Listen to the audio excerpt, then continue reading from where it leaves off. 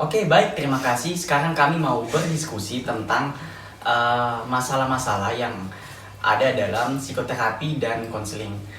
Saya memberikan kesempatan kepada teman-teman narasumber saya yang ada di sini untuk memperkenalkan diri. Saya mulai dari kakak yang ini nih. Oke, baik. Perkenalkan, nama saya Jessica Tunarjo. Perkenalkan, saya Nindya Luama. Perkenalkan, saya Christine Powalede.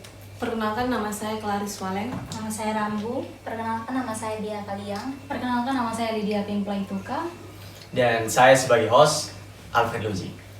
Oke, kita mulai dari kakak yang paling ujung, Kak Jessica. Saya ingin bertanya tentang diagnosis. Kak, menurut Kak apa yang dimaksud dari diagnosis dalam masalah konseling dan psikoterapi nih Kak? Oke, baik. Jadi diagnosis dalam masalah konseling dan psikoterapi ini memiliki maksud adalah untuk membantu si terapis mengetahui masalah apa yang dialami oleh si klien dan juga memperoleh pengetahuan mengenai si klien ini agar si terapis bisa menentukan treatment apa yang pas atau yang sesuai yang bisa membantu menyelesaikan masalah yang dialami oleh si klien. Oke, jadi diagnosis menjadi hal yang krusial dan begitu penting dalam proses konseling dan psikoterapi ya Kak. Oke, baik. Kita berpindah kepada kakak yang ada di samping kiri saya, Kak Rambu.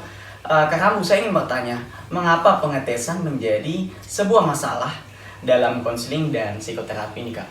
Nah, jadi karena sama halnya dengan diagnosis yang sudah dijelaskan oleh Kak Jessica tadi, tempat pengetesan ini menjadi masalah juga karena dalam konseling dan terapi merupakan masalah-masalah yang kontroversial. Jadi pendekatan-pendekatan ini menekankan bahwa pandangan yang objektif terhadap pentingnya konseling dan terapi cenderung pada penggunaan prosedur-prosedur pengetesan untuk memperoleh informasi yang mengenai klien sehingga putusan-putusan yang lebih realistis begitu bisa klien terima sehingga konseling dan terapi ini juga menyangkut bahwa penggunaan alat-alat tes juga termasuk dalam masalah dalam konseling dan terapi ini. Salah satunya yaitu ada enam alat tes, penggunaan alat tes. Yang pertama yaitu para klien harus terlibat dalam proses seleksi. Yang kedua, seorang klien perlu disadarkan bahwa tes-tes ini hanyalah alat. Terus yang ketiga, bahwa konselor perlu menjelaskan maksud-maksud dan menekankan keterbatasan-keterbatasannya dan menyeratkan bahwa dia memiliki pemahaman yang baik tentang apa tes itu dan bahwa dia telah mengalaminya. Terus yang keempat, alasan-alasan klien menginginkan tes-tes maupun pengalaman masa lampaunya dalam menjalani tes-tes. Yang kelima, hasil-hasil tes ini bukan hanya skor-skor, tetapi juga perlu disampaikan kepada klien bahwa makna-makna yang dihasilkannya itu perlu dieksplorasi juga. Dan yang keenam, para klien perlu dilibatkan bahwa dalam penafsiran tes maupun dalam pemilihan tes, konselor perlu memastikan bahwa kesiapan klien untuk menerima informasi tes untuk mengintegrasikannya ke dalam konsep dirinya sendiri. Oke, jadi pengetesan ini kesimpulannya tidak kalah penting dari diagnosis karena menggunakan alat tes dan lebih menspesifik mengetahui apa yang dibutuhkan oleh si klien tersebut.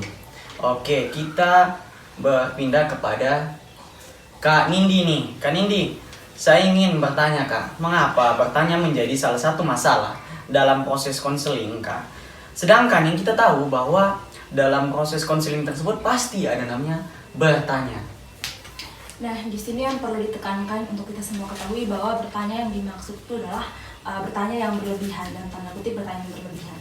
Banyak terapis yang menggunakan teknik bertanya ini untuk bertanya kepada klien mengenai masalah-masalahnya atau mengapa klien ini merasa sangat trauma, merasa sangat stres dan lain-lain, tergantung dengan masalah yang dihadapi si klien saat konseling dengan si terapis. Nah, tetapi tidak sedikit terapis yang menggunakan teknik bertanya ini untuk lebih kepada menginterogasi klien. Jadi ketika proses konseling, si klien ini merasa bahwa dia sedang diinterogasi dengan pertanyaan-pertanyaan yang berlebihan. Saya contohkan, misalnya si klien ini mempunyai latar belakang seseorang yang merupakan korban pelecehan seksual. Itu kan merupakan hal yang sangat sensitif. Dan ketika si terapis ini bertanya kepada si klien, misalnya pertanyaan itu, mengapa hal ini bisa terjadi, mengapa dan menghindar dan lain sebagainya. Ini kan merupakan pertanyaan yang sangat sensitif, dan dengan itu akan membuat si klien ini merasa bahwa apakah di sini saya yang salah atau lain sebagainya.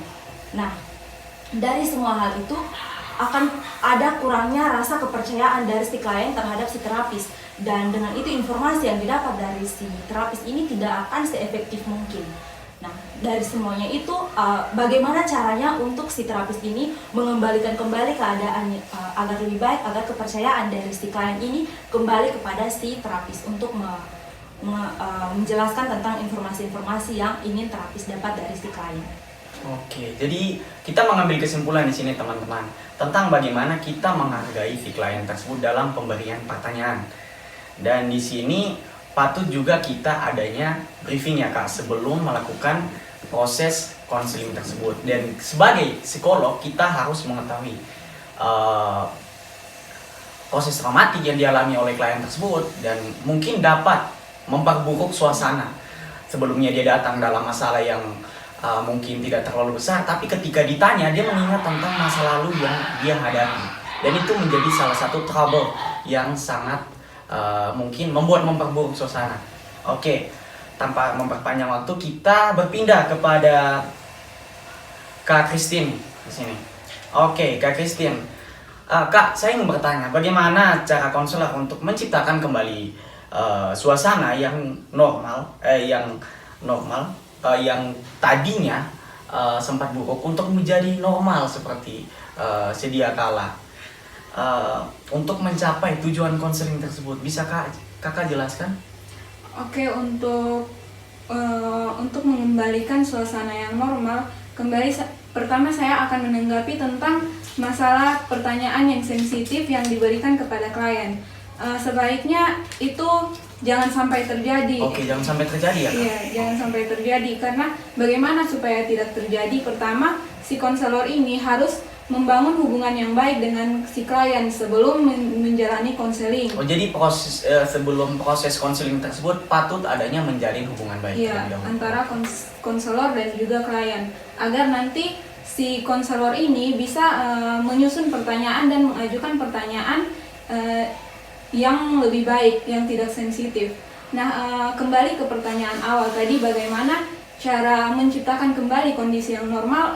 Di sini saya sarankan agar si konselor memakai dua teknik, yaitu ada teknik silence dan juga teknik leading. Di mana teknik silence itu merupakan istirahat sejenak, di mana waktu sudah terjadinya pertanyaan sensitif dan klien mulai menutup diri. Di situ kita harus istirahat sejenak untuk menormalkan kembali pembicaraan konseling ini. Nah, kedua ada teknik leading, di mana setelah mengistirahatkan si konselor ini mulai berpikir kembali apa yang harus ditanyakan selanjutnya agar tidak mengingat kembali tentang pertanyaan-pertanyaan yang sensitif tadi. Oke, jadi ini salah satu opsi yang memang sudah genting. Jadi kita patut mengingat dulu, jangan kita bertanya yang seperti tadi sudah dijelaskan oleh Kak Nindya. Jadi patut kita tahu bahwa janganlah kita pakai opsi yang tadi dua di kakak Christine tadi jelaskan. Kita harus tahu, harus adanya briefing, konsep panduan dalam kita melakukan proses konseling tersebut. Terima kasih Kak. Kita berpindah kepada Kak Lydia nih Kak. Kak, saya ingin bertanya Kak tentang konfrontasi. Mengapa konfrontasi menjadi masalah dalam konseling dan psikoterapi nih Kak? Ya, baik. Jadi konfrontasi itu berkaitan dengan dukungan ya, atau sebaliknya dukungan itu berkaitan dengan konfrontasi. Nah, seperti yang diketahui, konfrontasi tanpa dukungan itu adalah mencelakakan, atau dukungan tanpa konfrontasi itu adalah melemahkan. Nah, terkadang para terapis itu sering salah paham tentang sifat konfrontasi. Nah, konfrontasi kadang-kadang dipersepsi dan dilaksanakan sebagai serangan yang tidak mengenal kasihan, pelampiasan perasaan-perasaan kebencian, dan perobekan pertahanan klien yang rawan. Nah, konfrontasi yang otentik itu pada dasarnya adalah suatu ajakan kepada klien untuk memperhatikan dimensi tertentu dari dirinya yang menghambat perubahan tingkah laku atau sikap yang positif. Oke, jadi teman-teman, terkadang mungkin masyarakat awam atau orang-orang di luar sana berpikir bahwa konfrontasi tersebut menjadi salah satu yang tidak begitu baik, yang tadi sudah dijelaskan oleh Kalidia, merobek pertahanan dari seorang klien tersebut. Bahkan tidak seperti itu, dia membuka dimensi lain atau perspektif berpikir yang baru agar si klien tersebut dapat melihat pengalaman-pengalaman baru dari kehidupannya. Oke, kita move kepada Kak Claris nih Kak. Kak Claris, saya ingin bertanya Kak, mengapa penafsiran dan refleksi menjadi sebuah masalah dalam konseling dan psikoterapi nih Kak? Bisa Kakak jelaskan? Oke, baik Kak. Jadi, mengapa penafsiran dan refleksi itu menjadi sebuah masalah dalam konseling dan psikoterapi? Karena di dalam penafsiran dan refleksi itu terdapat bahaya-bahaya. Nah, bahaya-bahayanya itu adalah kesalahan dalam membuat penafsiran. Apalagi yang membuat penafsiran itu dilakukan oleh sang terapis yang belum berpengalaman. Jadi, penafsiran tersebut dapat menjadi sebuah masalah dalam konseling dan psikoterapi karena dilakukan oleh si terapis yang belum berpengalaman. Dan lebihnya masalahnya itu adalah jika penafsiran tersebut dilakukan secara tidak tepat. Tidak apa-apa Kak, dilanjutkan. Jadi hal tersebut menjadi trouble, masalah ketika seorang terapis tersebut tidak memiliki pengalaman dan mungkin tidak adanya kesiapan ya Kak? Iya, betul. Oke, jadi itu menjadi Sebuah masalah. Jadi patut teman-teman tahu bahwa refleksi dan juga penafsiran menjadi satu hal yang penting juga. Tak kalah penting dari poin-poin yang tadi sudah kita jelaskan bahwa penafsiran dan refleksi ini patut diperhatikan juga karena bisa membuat proses konseling dan terapi itu tidak berjalan dengan baik. Oke, ini perbincangan sederhana dari kami, semoga bermanfaat bagi. Oke, minta maaf teman-teman, kita move ke Kak Dea. Kak Dea, saya ingin bertanya nih Kak, dalam proses pemberian terapi tentu kan ada pemberian dukungan dan keyakinan. Apakah ada hal yang menjadi masalah besar yang dihadapi oleh terapis dalam proses tersebut? Oke, baik Kak. Tentu saja ada masalah yang dihadapi oleh sang terapis itu bagaimana memberikan dukungan dan memberikan keyakinan kepada diri si klien itu tanpa mengambil alih kendali atas hidup dan keputusan dari si klien. Jadi seorang terapis itu dituntut untuk harus berpikir objektif dan tidak memaksa si klien untuk mengikuti kehendak dari si terapis. Nah, memang ini sebuah pilihan atau hal yang sulit karena kita tahu sendiri kalau peran dari seorang terapis itu dia memberikan rasa yang aman dan nyaman kepada si klien. Namun tetap saja seorang terapis itu harus memikirkan keputusan atau hidup dari si klien. Jadi dia dibiarkan si klien itu.